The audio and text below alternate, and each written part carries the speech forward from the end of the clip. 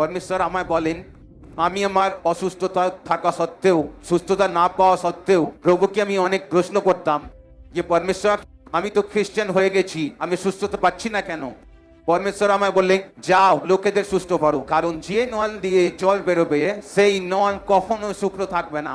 লোক বলে খামড়া চার্চে হিলিং মিনিস্ট্রি আছে, হিলিং মিনিস্ট্রির জন্য বিখ্যাত, কিন্তু যখন আমি সুসমাচারের দ্বারা হিলিং মিনিস্ট্রি সেবা চালু করি তখন আমি নিজেই সুস্থতা পাইনি। ওই রোগ থাকা সত্ত্বেও আমি সেবা চালু করি। জলন্ধরের খুব বড় ডাক্তার, এশিয়ার সব থেকে ডিসি হসপিটাল জলন্ধরে আছে। যখন আমি সেই ডাক্তারের কাছে যাই তখন তিনিও বুঝতে পারেনি। তিনি আলমারি থেকে একটা মোটা বড় বই বার করলেন এবং আমার কেসটাকে সার্চ করলেন। তিনি বললেন, আমি কিছু মেডিসিন দেবো, চিন্তা করো না, তোমার মন স্পোর্টসের দিকে লাগাও, অন্য জায়গায় লাগাও।